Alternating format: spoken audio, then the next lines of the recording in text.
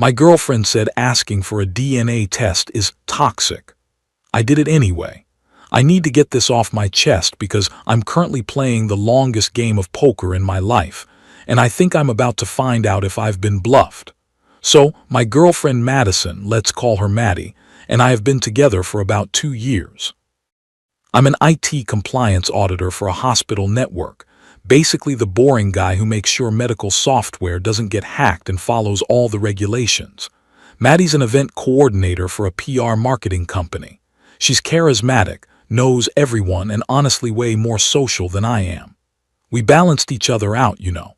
About 7 or 8 months ago, things started changing. Maddie got assigned this VIP client named Rhett. From what I gathered, he's some kind of real estate and lifestyle guru type. You know the kind, always posting motivational quotes, hosting networking events, has a camera crew following him around to clubs and restaurants. Everyone calls him boss unironically. That should have been my first red flag, but I digress. Once Rhett became her client, Maddie's schedule went haywire. Suddenly she had last-minute event setups at 9 p.m. Emergency client meetings on Saturdays. Networking drinks that ran until 2 a.m. Her phone got a new passcode. She said it was because her company required better security for client data. She started angling her screen away from me when texting. You know that gut feeling when something's off but you can't quite put your finger on it? Yeah, that. Here's where it gets interesting.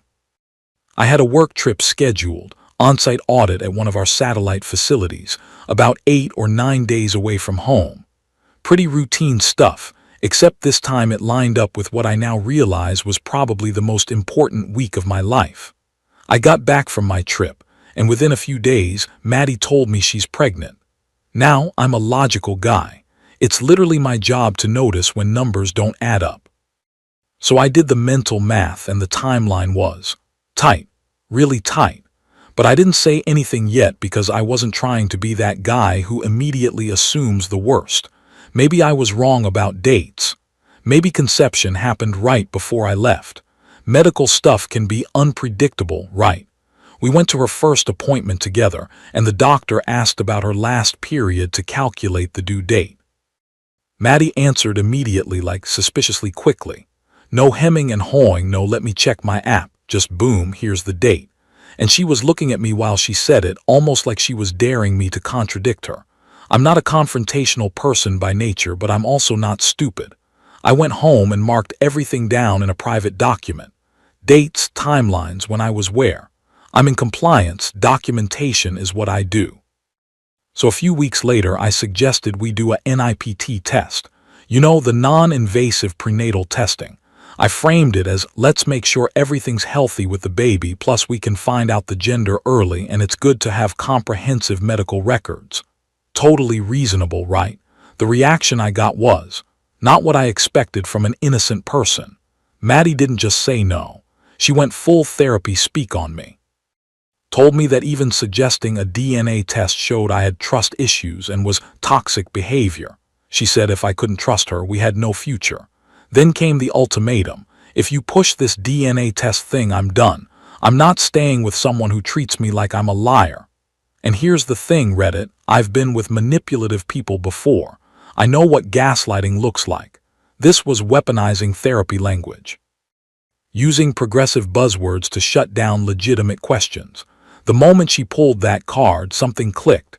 Because an innocent person doesn't threaten to leave over a simple medical test. An innocent person doesn't turn a routine prenatal screening into an emotional hostage situation. So I backed off. I apologized.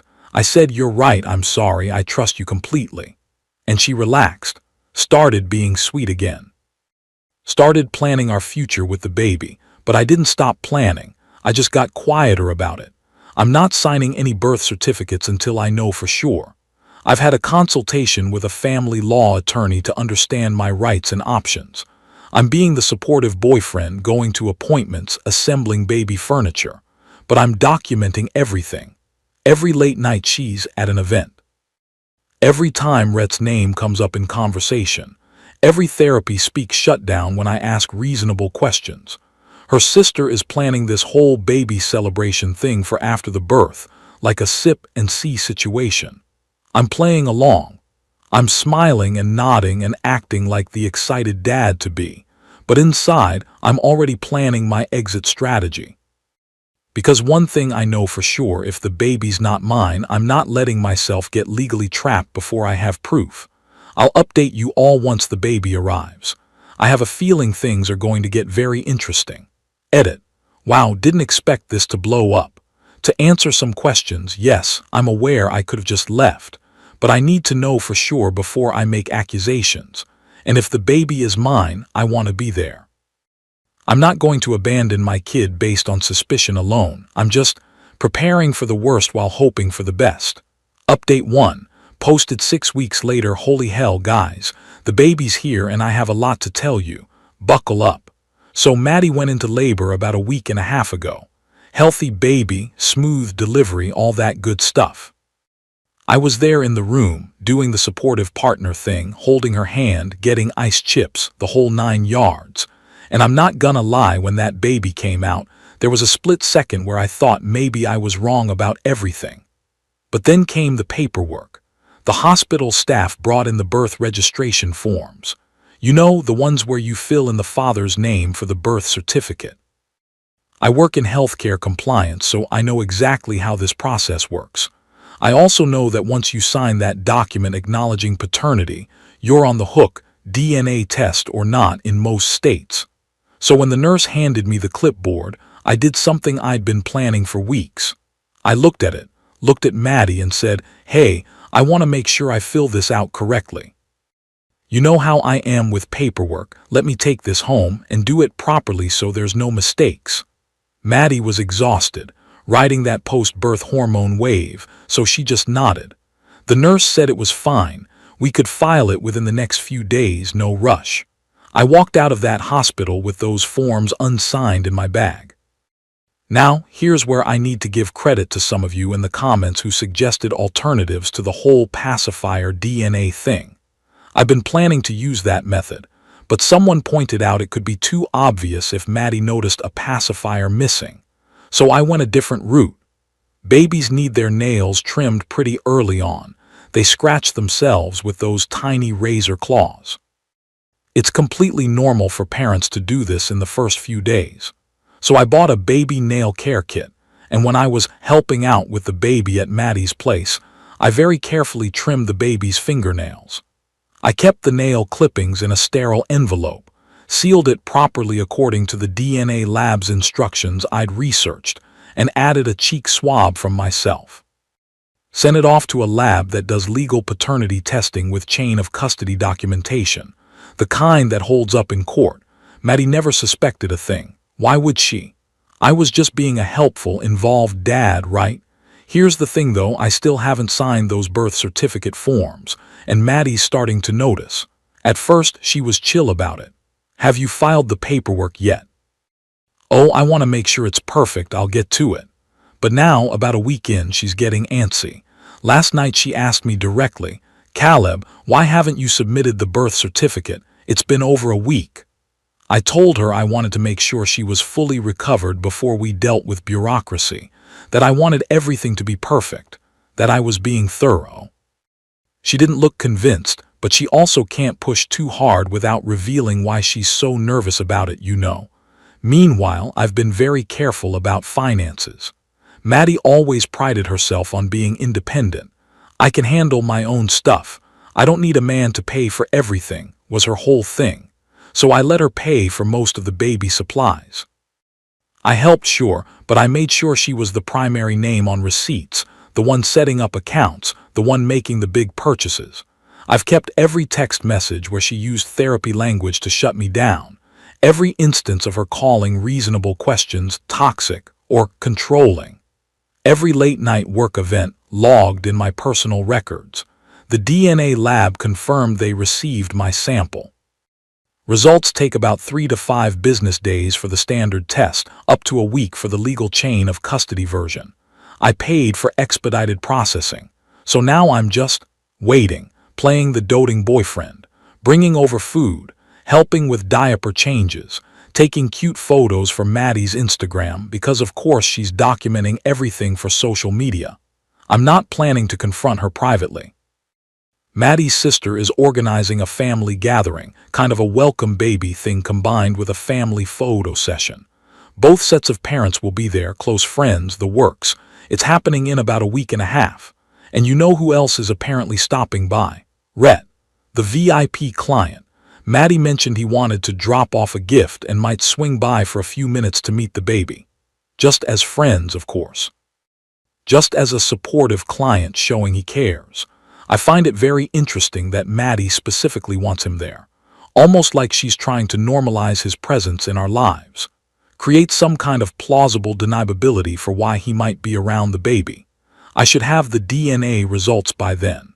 And if they say what I think they're going to say, that family gathering is going to be very memorable. Some of you told me to just walk away quietly, to ghost her and move on. But here's the thing, she tried to trap me. She tried to manipulate me into signing legal documents that would make me financially responsible for a child that might not be mine. So no, I'm not going quietly. I'm going to make sure everyone who matters sees the truth at the same time so she can't spin the narrative later. I'll update after the gathering. Wish me luck. Update 2, posted 3 weeks later. I need to start this by saying, I was right, and I handled it exactly the way I needed to. The DNA results came back to my work email address. I'd set that up specifically so Maddie wouldn't see any mail at home. I opened it in my car during lunch break. Probability of paternity, 0% excluded. I sat there for about 10 minutes just staring at that number. Even though I knew, even though I'd prepared for it, seeing it in writing still hit different. But I didn't call her, didn't text, didn't confront her. I had a plan and I was going to stick to it. The family gathering was that weekend. I spent the days in between acting completely normal, maybe even extra attentive. I wanted Maddie relaxed and unsuspecting. I also prepared 2 envelopes, one with the DNA results. Another with a letter from my attorney, not a lawsuit, just a formal notice that I would not be signing any paternity documents and that if Maddie wished to contest the DNA results, she was welcome to arrange for a court-ordered test with proper chain of custody. Saturday arrived. The gathering was at Maddie's sister's house, nice place, big backyard, perfect for photos. Both sets of parents were there, Maddie's close friends. My mom, who had quietly warned that something might happen but didn't give details. And sure enough, about an hour in, Rhett showed up. He arrived with this expensive-looking gift basket, all smiles, everyone greeting him like he's some kind of celebrity. Oh, Rhett, so good of you to come. Maddie's friends were taking photos with him. Her sister was gushing about how sweet it was that he made time in his busy schedule. I was just watching, waiting. The photographer started setting up for family photos. Someone suggested we do a fun group shot with everyone gathered around Maddie and the baby. Rhett was still there, hanging back but clearly not leaving yet. And then Maddie's mom said it, the comment that made everything perfect. Oh my God, you know who the baby looks like. Rhett, look at that chin. She was joking, obviously. Everyone laughed. But I saw Rhett's face change for just a second, and I saw Maddie's smile freeze. That's when I stood up. Actually, before we take these photos, I need to address something important. The yard went quiet. Everyone was looking at me. Maddie's eyes were wide and I could see her starting to panic. I walked over to Maddie's mom first, not Maddie, and handed her the first envelope. I'm going to need you to read this, I said, calm. Professional, like I was presenting an audit report. Her mom opened it, saw the DNA results, and her face just dropped. She looked at Maddie, then at me, then at the paper again. What is this? She asked, but I could tell she knows exactly what it was. I turned to the whole group. 6 months ago, I suggested Maddie and I do a prenatal DNA test.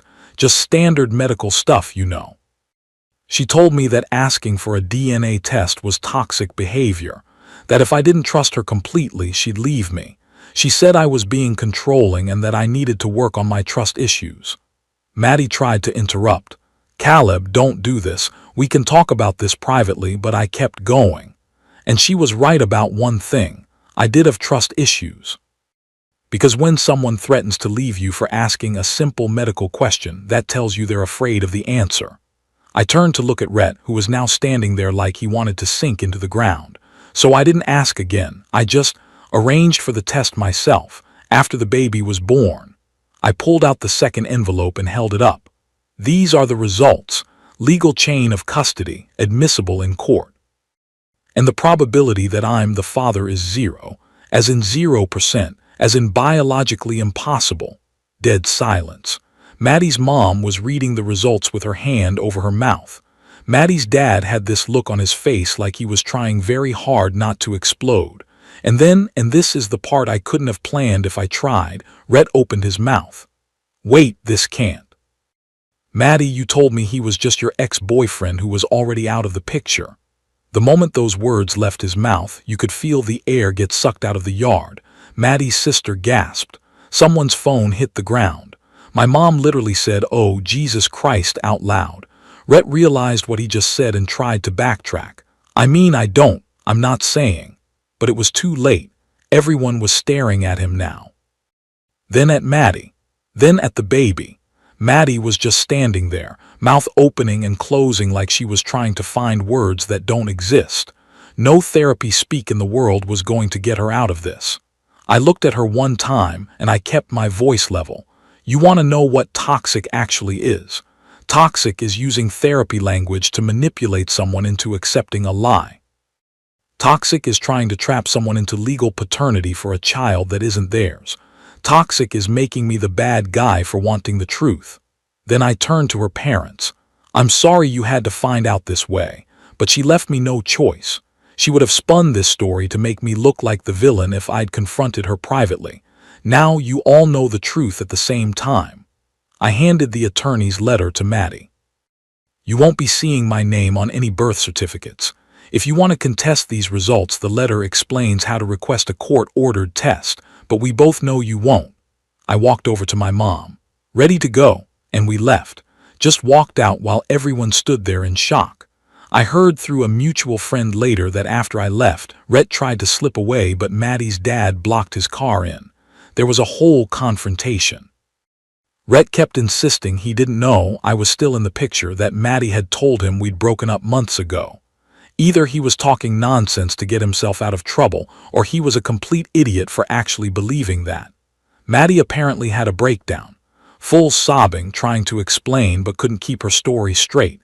Kept changing details. So obviously no one believed her. Her mom called me the next day. Didn't apologize for Maddie, didn't defend her, just said, "Thank you for not making a fool of yourself by claiming a child that wasn't yours, and for letting me know. I've blocked Maddie on everything. All communication goes through my attorney now, though I doubt she'll try to contact me. What would she even say? Final update. Posted 2 months later. Hey everyone. I figured I owed you all a final update since you've been following this mess from the beginning. First off, I'm doing good. Really good, actually. Better than I've been in probably a year. Turns out not living with constant gaslighting does wonders for your mental health. Legally, everything's settled. I never signed any paternity documents, so there's no legal tie between me and the child. My attorney sent a formal response to Maddie's lawyer. Yeah, she got one, basically stating the facts. DNA test shows 0% match. I never acknowledged paternity, no grounds for any claims. Her lawyer apparently told her she had no case and recommended she not pursue it further. Smart advice. I moved to a new place. Smaller than the apartment Maddie and I shared, but it's mine. Clean slate. I donated all the baby stuff I'd accumulated. Someone else can get use out of it. I'm not going to lie, that was harder than I expected. Not because I regret my decision, but because for a few months there, I'd let myself imagine a different future. It's okay to mourn what could have been, even when you know it was built on lies. Now about Maddie. This is where it gets interesting and honestly kind of karmic. After the blow-up at the family gathering, Maddie tried to control the narrative with our mutual friends. Told people I was controlling, obsessive, that I'd publicly humiliated her over a medical test. She really leaned into painting me as the villain. Some people believed her initially. She's charismatic, remember. But here's the thing, I never responded publicly. Didn't post on social media, didn't argue, didn't defend myself. I just let the truth sit there. The people who knew me well enough knew I wouldn't make something like that up. And the people who believed her without question, well, they showed me who they really were, didn't they? The real plot twist came about 3 weeks ago. Remember Rhett, the VIP client, the boss, the lifestyle guru? Yeah, turns out he's not quite the success story he pretends to be. I work in compliance, right? Part of my job involves checking public records, understanding regulatory frameworks, that kind of thing. So I did what I do best. I looked into Rhett's business dealings. Purely out of professional curiosity, of course.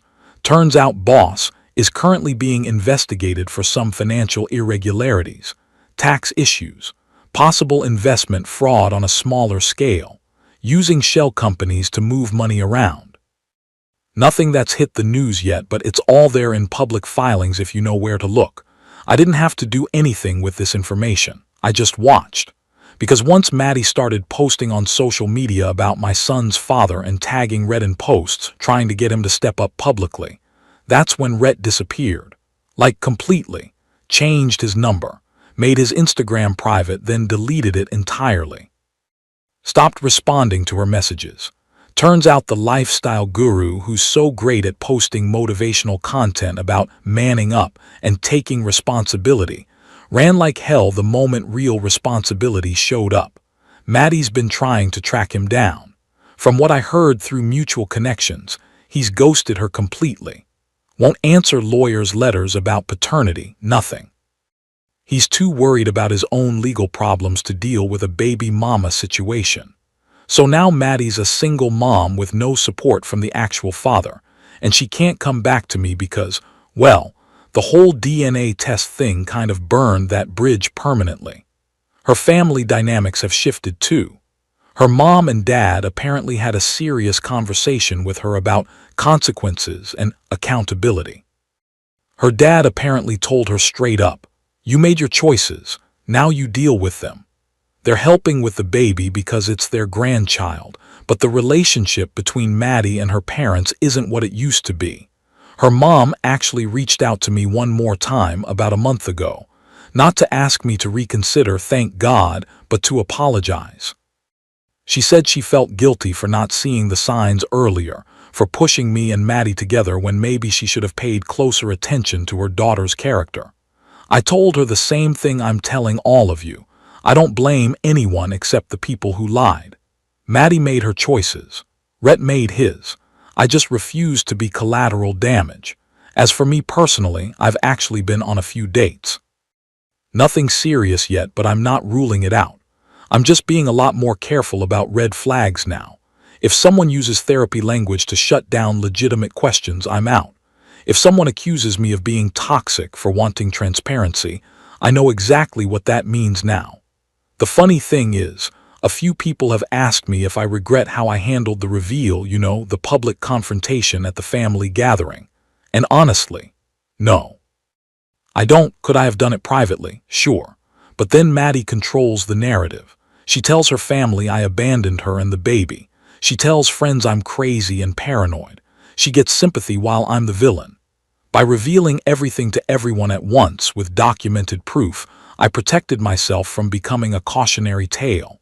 No one can say I abandoned my kid because everyone saw proof it wasn't my kid.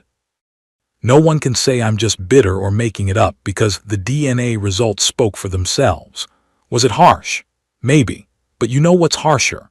Trying to trap someone into 18 years of financial responsibility for a child that isn't theirs, all while calling them toxic for wanting the truth. You don't owe anyone blind faith, especially when the consequences of being wrong are life-changing. I'm closing this chapter now. I've got a life to live, and it's going to be on my terms, built on truth instead of lies. To everyone who commented with advice, support, or even the people who called me paranoid in the beginning, thank you. You all helped me think through this situation from different angles. Stay sharp out there, everyone.